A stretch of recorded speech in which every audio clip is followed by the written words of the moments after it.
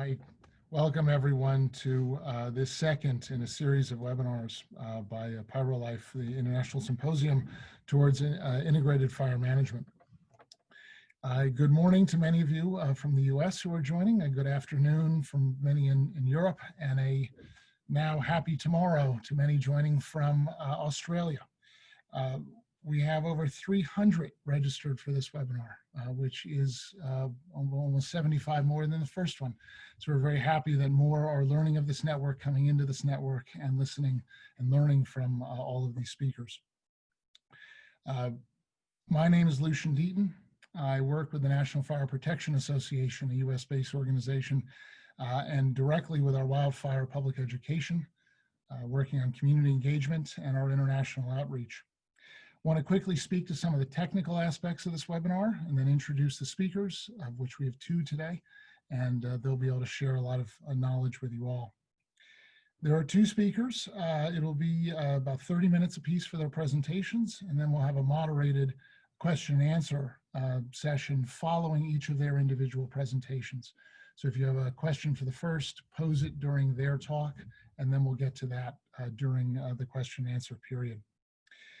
To do that, you'll see at the bottom of your screen a Q&A function, a Q&A box.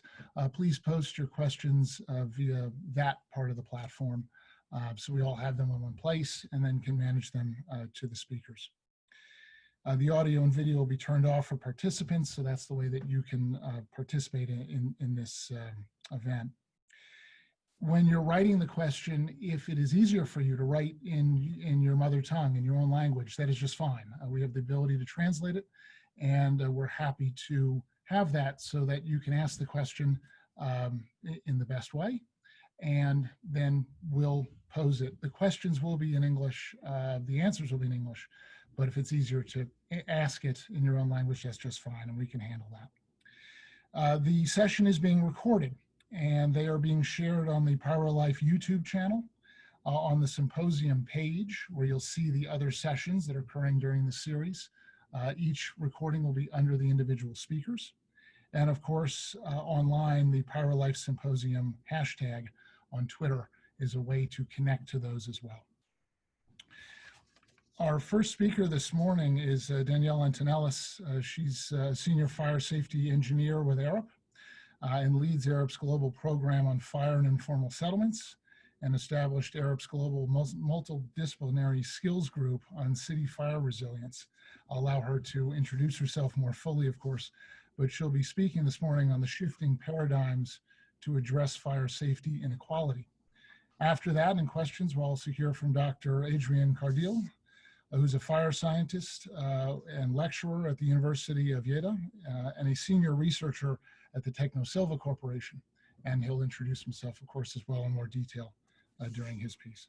Well, Dr. Adrián Cardil is with us as well and is going to share a presentation. I'll allow you to introduce yourself more, and thank you very much. Okay, thank you, Lucian, for your presentation, and congratulations to Danielle for her great talk.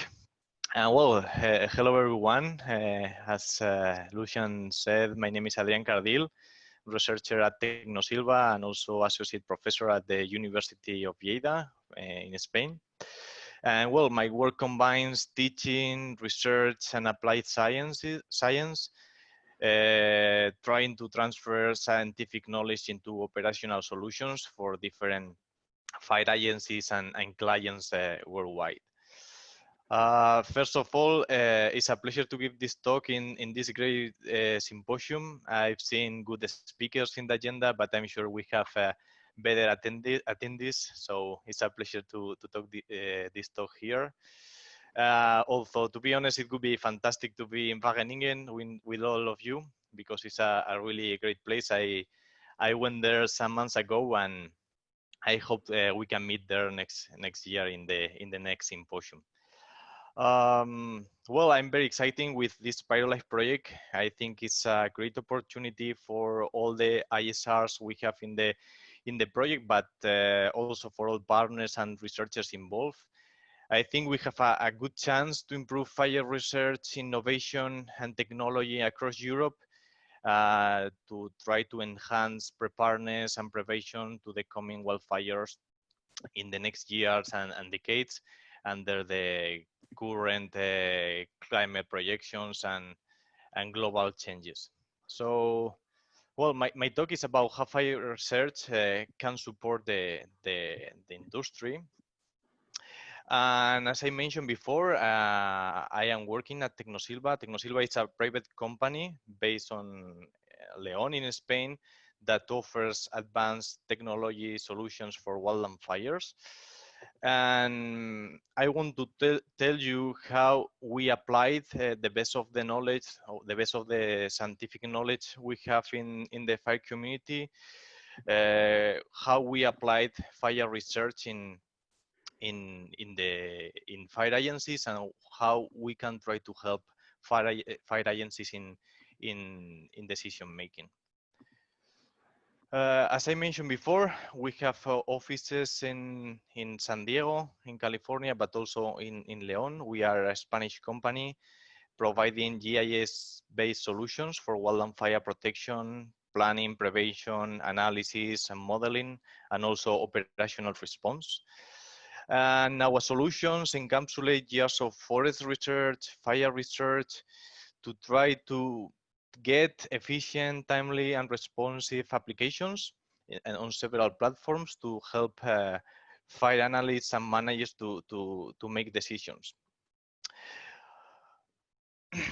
We are working with several clients worldwide. This is an example from the US. We are now implementing our solutions in the biggest agency in the world. In Cal Fire, we are implementing our fire solutions to try to help them in improving decision making. But we are also working with other agencies in the US. We are working with Texas, North Carolina, Oklahoma, Tennessee, and also with the Fire Lab. Helping them with our expertise in mobile applications and developing applications with their collaboration on Wind Ninja, or also we are developing WISE with them. So we are putting our expertise there. And we are also working with several national and forests and regions with the US Forest Service. But we are also collaborating in other countries. We are collaborating here with several fire agencies in Spain, Portugal, Italy, also in South America with Chile. And also we are working with the private industry, providing solutions for decision making to analyze fire risks and to analyze fire potential.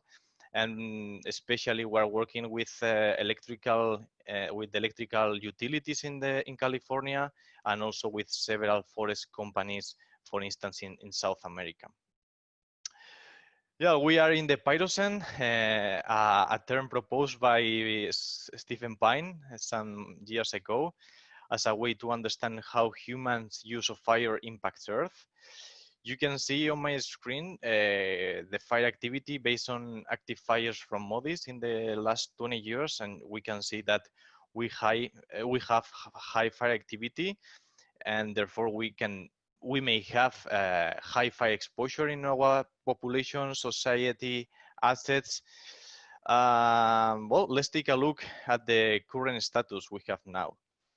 We apply suppression, good, successful fire suppression policies in the last decade in most of fire-prone areas worldwide. We were able to suppress most of the fires in a size smaller than 1 hectare. We were very good on that, although some of the fires exceeding fire suppression capabilities became large, and those fires caused a lot of damage.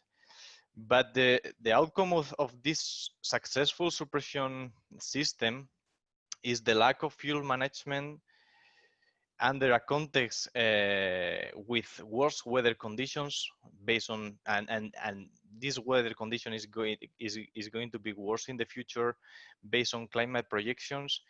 And now we have houses on the landscape interacting with fuels.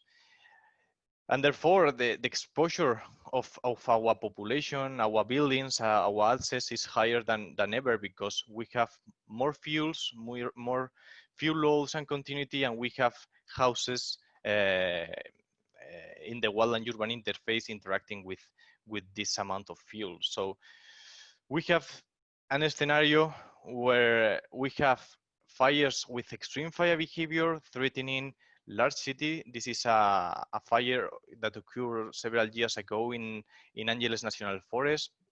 And you can see the pyrocumulus with extreme fire behavior and how the fire threatened the LA. But also we also had another fire in Los Angeles last year with similar characteristics affecting lots of houses and population. So the outcome of this process of lack of fuel management, adverse weather patterns, and a higher exposure of our buildings to fuels is that we have now more fires with extreme fire behavior threatening this type of wild and urban interface. Here we have some examples of this type of fire. This is the car fire 2 years ago in California. You can see the convection here, high wind speeds, the pyrocumulus on the fire. But we can also remember the unprecedented fires in Canada 3-4 years ago. This is also a fire where we support 3 or 4 years ago with our tools. This is a fire, Las Máquinas fire in Chile. In 1 week, the fire burned around 200,000 hectares.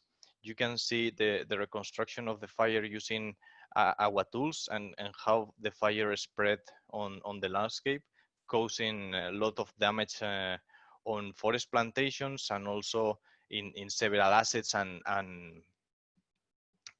population. But we also have examples in Europe.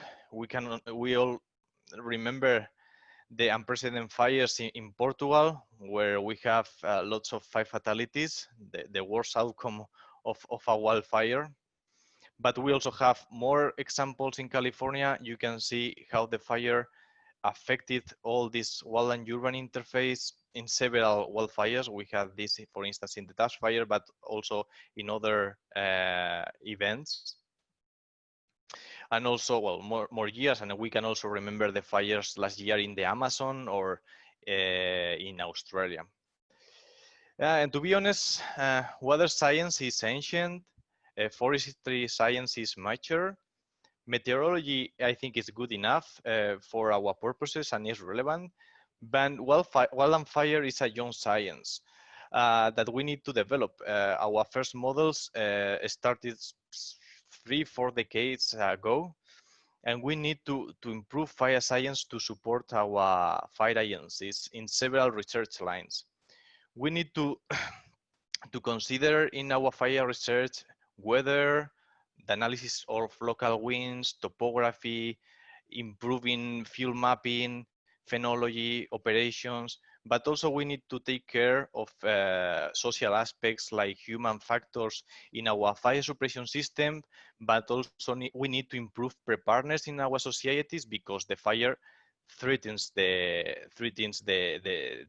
people and population. So we need to improve this to try to diminish or to minimize these consequences, the fire fatalities and the loss of assets on our wildfires.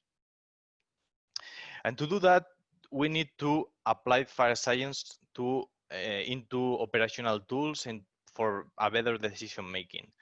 I think this is the key message I would like to say in my talk is that all the tools, all the services, all the products, all the software we are providing to fire agencies needs to be based on fire science, on research, and we need to put the best of our knowledge, or the best of our scientific knowledge and the best of our science into tools, into software, into products and services that provide a better understanding of fire risks, fire and for a better fire management, prevention, and suppression.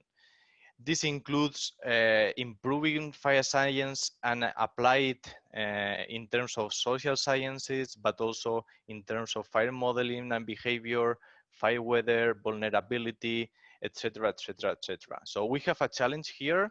We are in a young science, and we need to develop all this fundamental research to apply it into operational solutions to help analysts and decision and managers for a better decision making. Now I'm going to show you some examples we are providing for several fire agencies in our clients. Here, for instance, is the tactical analyst where we integrate several sources of information. You can see here how we integrate fire modeling, I mean fire simulation and fire progression, how we integrate satellite data from BIRS and MODIS, how we integrate the tracking of our resources on the landscape in real time, and how we integrate weather from weather stations and forecast weather station. So this is based on science, because here we are using the best of fire modeling based on many disciplines, because we are considering the models, but we are using cartography to map the fields.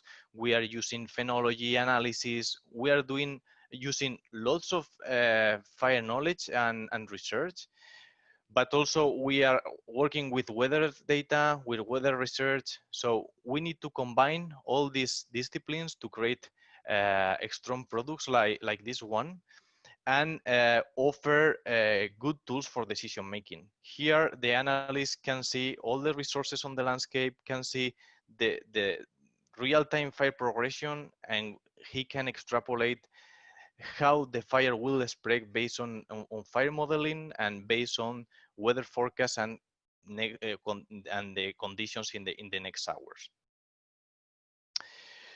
This is one solution, but we can also provide historical risk, wildfire risk assessment. We can monitor and forecast fire risk in real time for decision making. I will show you some examples we are applying, or fire agencies are applying in the US to forecast fire risk and for decision making. And also we can provide solutions to analyze the fire progression of every single fire starting on our landscape, and for an initial attack analysis. We can provide these solutions on different platforms. We can use desktop application, but also mobile applications. We are working with the Missoula Fire Lab in Wind Ninja and WISE, and we have developed Wildfire Analyst Pocket.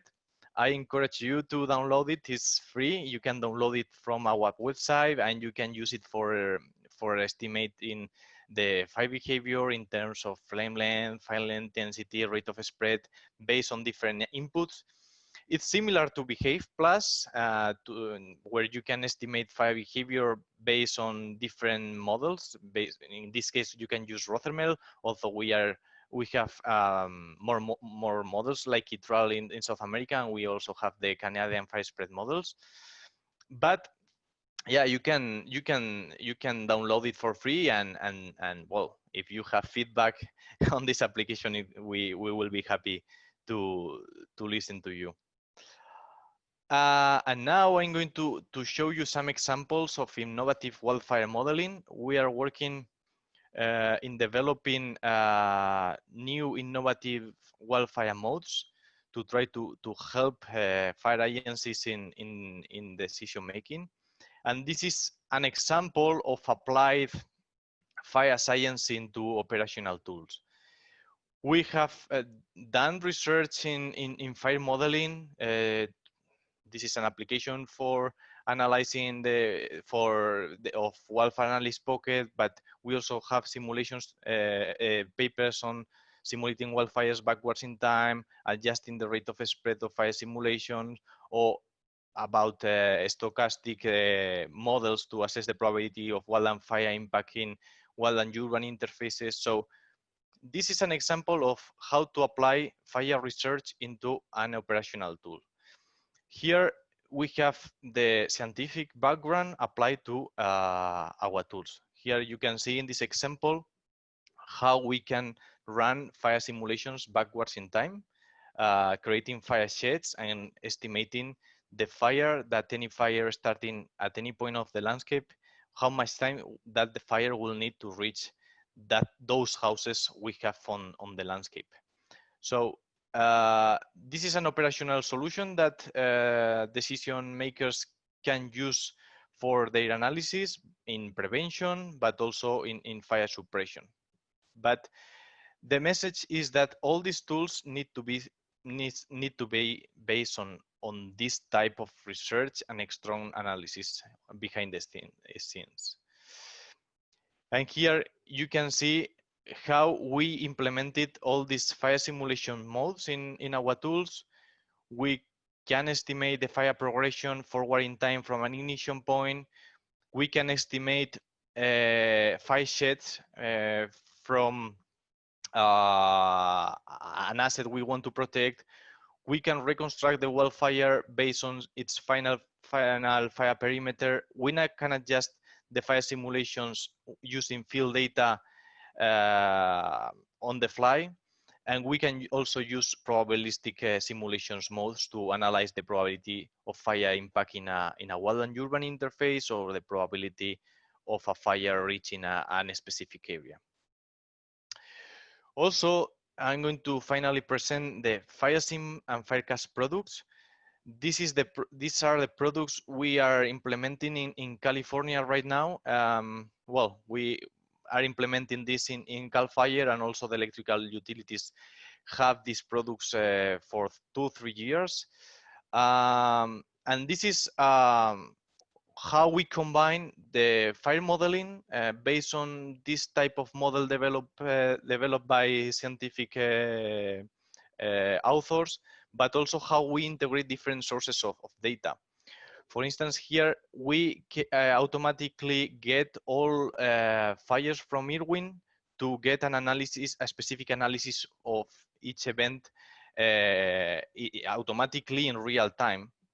And in this way, responders can quickly determine where a fire is likely to spread. And we give them an initial attack assessment, given the characteristics of the fire, to analyze if the fire is going to spread and the likelihood of fire containment. We, in addition to this, we analyze the potential impact of this fire in real time to help decision makers in understanding the possible or potential consequences of this specific fire. And we put this in a 3 environment. This is how we get all the fires from Irwin in real time. These are all the incidents in California we have in real time, and we automatically create simulations. And when the fire analysts have the notification, they have a report with all the first a preliminary analysis of the potential impacts and consequences of that fire. This is the notification.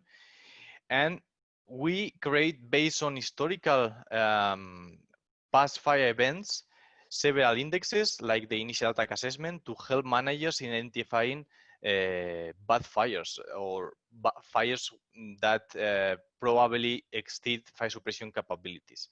But this is based on a model created based on past fires and fire modeling. The index is based on fire behavior, the fire growth, environmental conditions we have, and with all these variables, we create this initial attack assessment for all fires we have in California in real time, but this model could be applied in other environments. This is an example of our fire modeling. This is how we start a fire simulation, and you can see here the buildings we have on the landscape, and time to impact, the date and time the building will be impacted. And here we have a summary of our fire simulations with the initial attack assessment, fire behavior, the weather we have, and well, a summary table with the size of that, the potential size of that fire, the poles, buildings, population, and other assets the fire could be impact without fire suppression.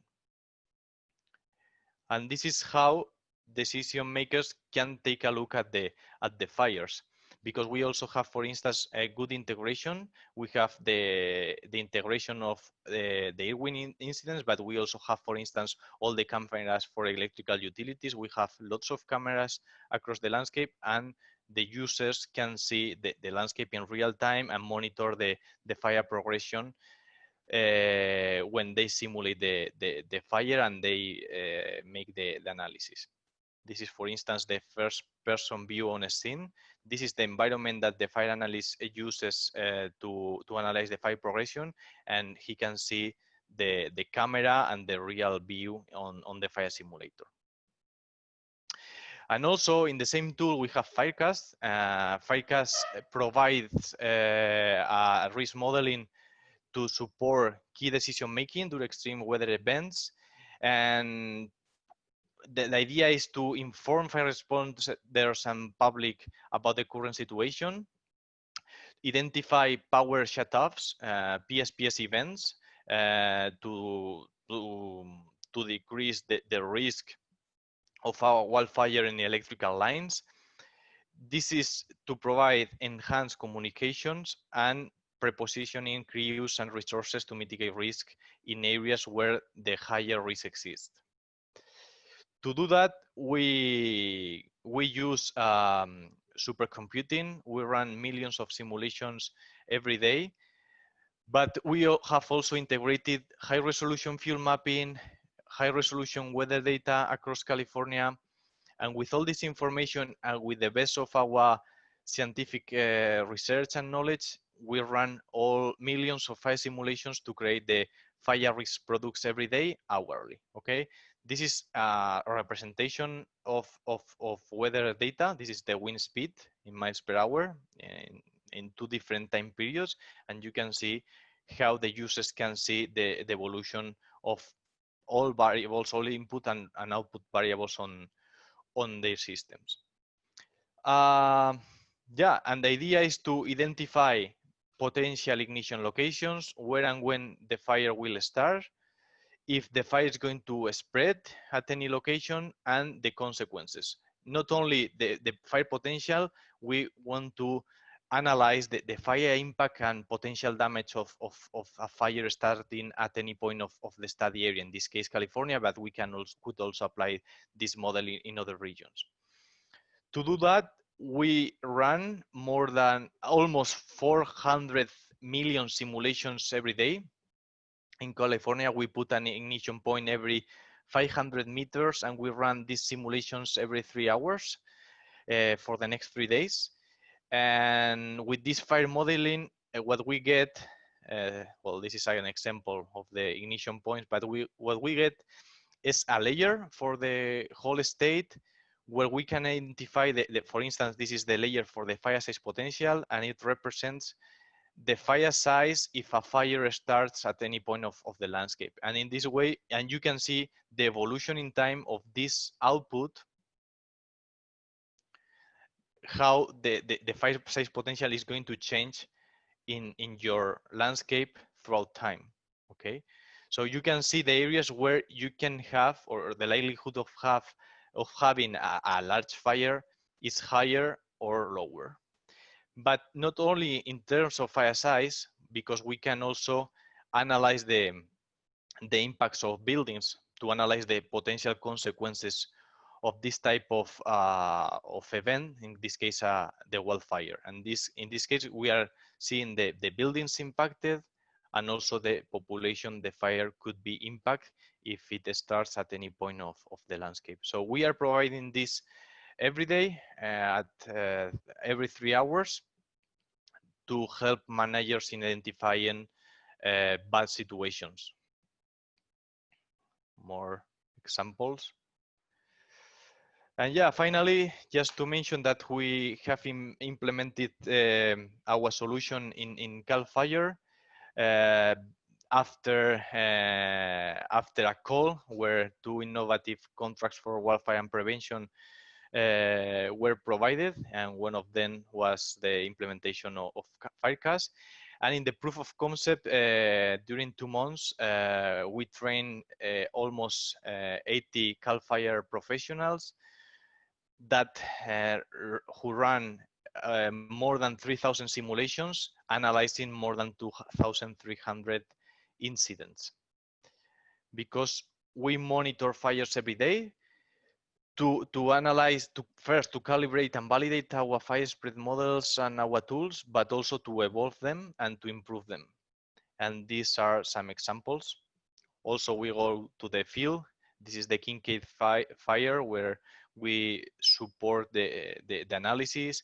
And these are several examples. This is the Saddle Ridge fire in LA, the Kincaid fire, and how we analyze all the incidents in real time based on weather conditions, forecast weather data, BIS data, cameras, etc. We analyze lots of fire. This is how the analyst can see the fire progression from the camera, all the weather inputs from weather station and the forecast weather data, and also all the summary of the outputs. And we monitor every day all the medium and large fires we have in with our clients. First, to see that they are working well or not, to validate all the fire spread models, but also to understanding better the fire spread and progression, and trying to evolve our tools and our knowledge on this type of fires. And that's it from my side. Just to repeat my message again, I think we need to, the fire research needs to support the fire science with tools, products, services, but they need to be based on fire research and good scientific knowledge. And thanks for attending to this symposium, and it's been great to give this talk to you. Thank you. Well, thank you, Adrian. A really great presentation. And I should say some have messaged that the audio on my end is not as good, and I apologize for that. Working to see, though I'm very excited to be on this webinar, it seems my microphone is not. So no worries. Hopefully it sounds better. And I think if it is a challenge for some, when I ask the questions that have been posed, Adrian, if you wouldn't mind repeating some of the questions, so that way some of the attendees can know what the question was if they're not able to hear my voice.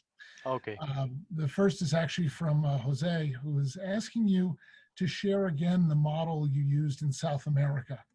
Found that very interesting and wanted to just go a little more depth about what it was. Yeah, in our tools, we can use different fire spread models.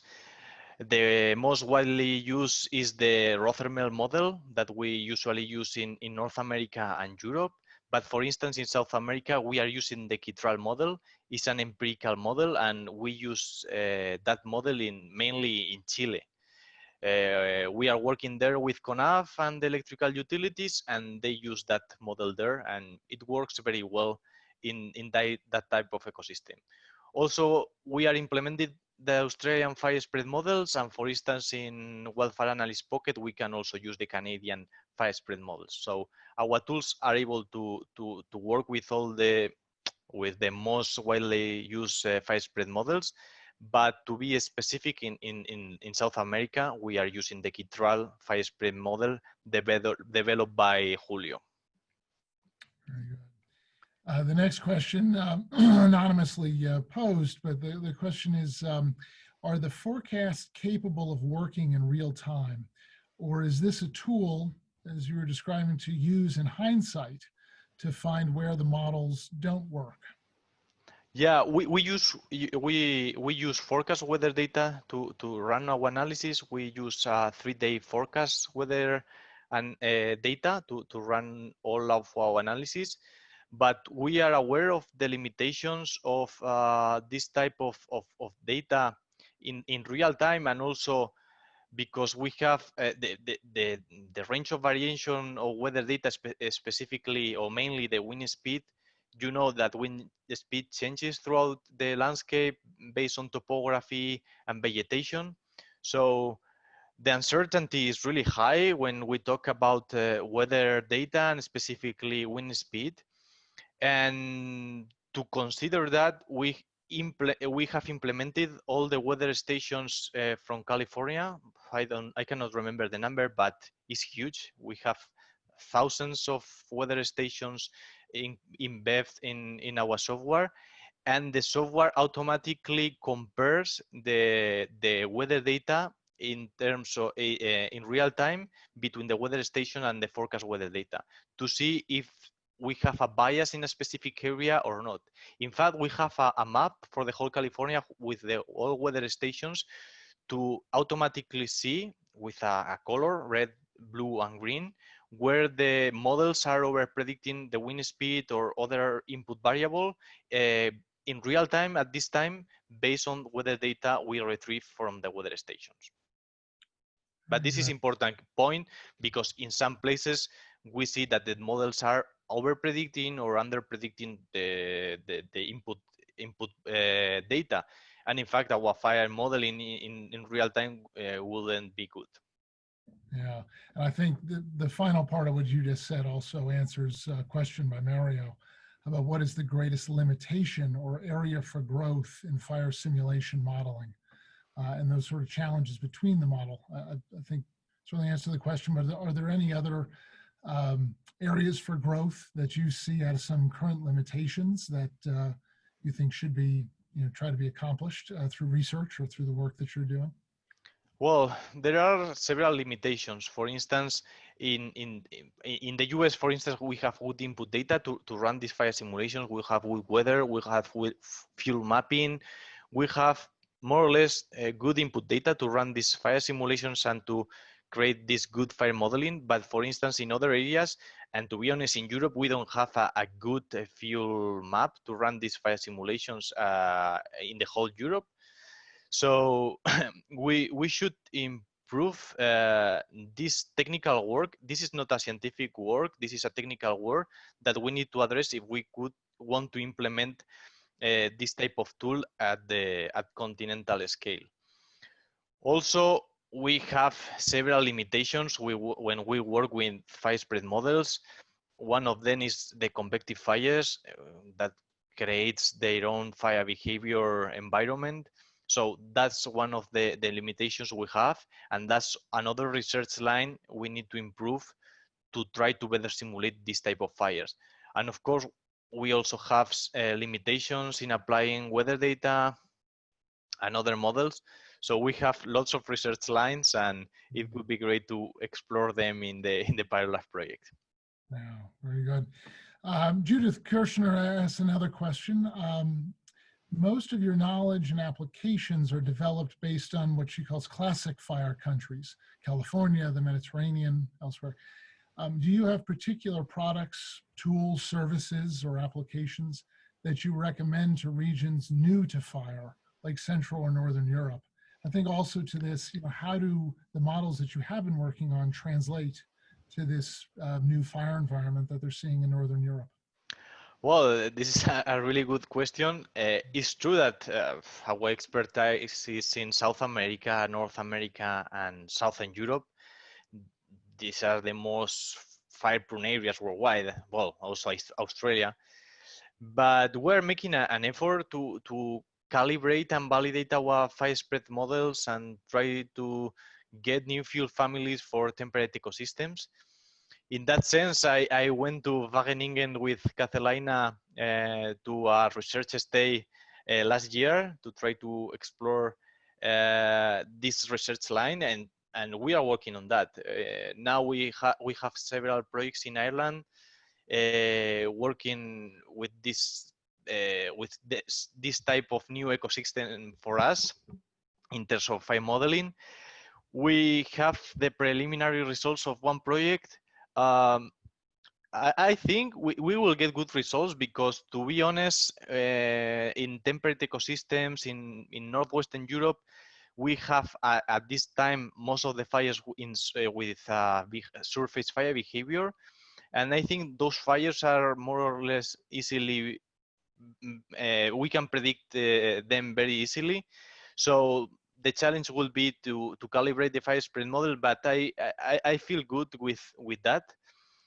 But yeah, we need to keep in mind that we have the climate change here, and we can have more extreme fire behavior with ground fires, and we need also to address this issue in Southern Europe, but also in other type of temperate ecosystem.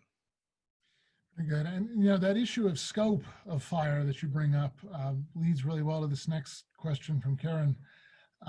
Asks, can your models deal with fires of all sizes? And are there any differences in the way you would do this for a small fire compared to a large fire? I said, especially when remote sensing data can be limited for small fires. How do you balance that between the size of fires? I suppose all fires are small at one point, so there's a timeline issue. But also, how does the modeling work with different types and sizes of fires when they happen? Well, from a fire modeling point of view, I think it's easier to deal with small fires, since they usually have a surface fire behavior. I think it depends on the fire behavior, and small fires usually have a surface fire behavior that is easier to predict than a crown fire. When we have a crown fire in a large fire, it's a bit more difficult to predict and analyze. So I think when we have a small fires, the accuracy is usually higher than in large fires. And when we work in large fires, we try to split the fire in several periods, in several fronts. And for instance, we do that with satellite imagery or active fires to try to get partial fire fronts throughout the fires. We try to monitor the fire in real time based on satellite data or tracking resources across time to try to calibrate the simulated fire propagation with the field data, and try to calibrate all our fire spread models on the fly. And that's the reason why we develop the adjusting mode in wildfire analyze to automatically do this task, to automatically calibrate the fire spread based on field data. Very good. And unfortunately, we're just down to a final question because Okay. after this, we will have to wrap up the webinar. But from Namir, the question is, how do you quantify the intensity of the front fire, the fire line?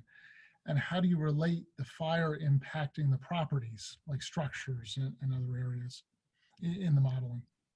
Yeah, well, this is this is a good question. It's a tricky question because I always say that we more or less are able to predict well the rate of spread.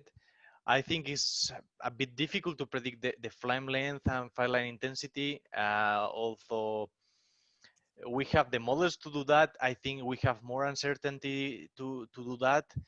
And also in the wild and urban interface, we have more uncertainty because we don't have forest field types. We have other types of vegetation, and even in the US we have the houses burning, so we have different fuels in this type of area in the wild and urban interface.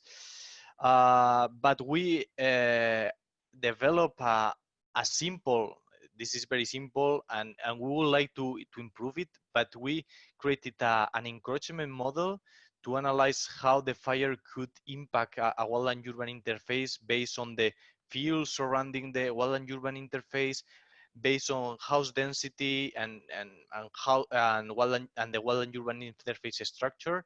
And based on those parameters, we more or less estimate that the rate of spread in the wild and urban interface. This is an empirical model based on expert criteria from fire analysts and fire managers. We have tried to develop this with them, but more research is needed to get more reliable results. I think more or less we have a good threshold to analyze this type of impact, but more applied research will be needed. So this is, I said that this is a young science and we need to follow, develop fire science and research to try to help and improve this type of tool. Very good. Well, I really want to thank you for your presentation today, and happy to share Namir Abusama, who is a PhD researcher with the PyroLife network, will conclude the webinar. And Namir, please, thank you. Thank you so much, Lucian, for your introduction for myself. Thank you, Adrian and Daniela, for the webinar presentation. They were really, really good. So my name is Nimr Abu Samha. I'm a PhD candidate at Anglia in France. I will be based in France. My secondments are in Holland, and last secondment would be with Lucian in the NFPA. I will be working mostly in how to actually, it's related to my question, how to mitigate the fire propagation in the wheat vegetation, and how does the fire propagation impact the building, in general the vegetation. So we'll be mainly using fire-based, physics-based modeling, WFDS. I think many of the researchers may be attending the WFDS. So yeah, that's myself in general. I will also will introduce the next webinar next Wednesday, 17th of June, and Peter Moore from Forestry Office. He's a Forestry Officer Fire Management at the Food and Agriculture Organization of the United Nations. How to live with fire, and where in the world, and what does that suggest? And the second webinar will be Living with Fire. What can we learn from the experiences in the water sector? It will be presented by Folko Luig. He's a professor of water systems and global change group at Wageningen University. And well, yes, we would be looking forward for the next webinar. And thank you so much for attending. It has been a really great pleasure. Thank you so much.